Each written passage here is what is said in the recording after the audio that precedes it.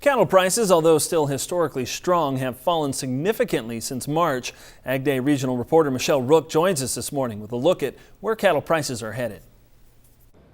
Joining us with this morning's market analysis is Tom Pfitzenmaier with Summit Commodity Brokerage. And Tom, let's talk about the cattle market because we've been in kind of this sideways pattern the last few weeks. Well, we've had a little pullback here over the last month or so. We consolidated prices. Everybody's been watching pretty closely because the cash market's been at a fairly good discount to the futures, and we've had a fund liquidation that kind of got and that's been worked through the market. So now we're going to watch and see if the funds start to flow back in. We do have some positive things going on in the outside markets with gasoline prices going down, which gives the consumer a little more money to spend. The dollar's weakened up over the last few trading days. That's certainly helpful as Europe appears to be settling down, at least for the short run here. So I think you can see some positivity in the cattle market. It looks like it's starting to break up from that base it had.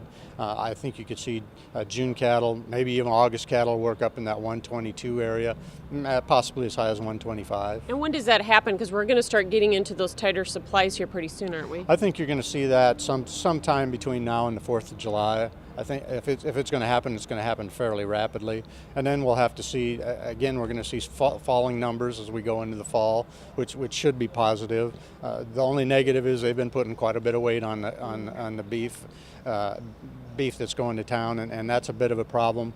The other one that you have to keep a close eye on is whenever choice beef gets up in that $200 range, we really hit a brick wall, and we're around 197. So that's another one to watch as maybe a throttle on the upside potential here. And not quite at hedgeable levels yet, are we? We're not, but again, you get August up in that 122 to 125, and I think you'd have to start stepping up and making some sales. All right, thanks so much. Tom Pfitzenmaier with Summit Commodity Brokerage out of Des Moines. That's this morning's market analysis. More Ag Day in a moment.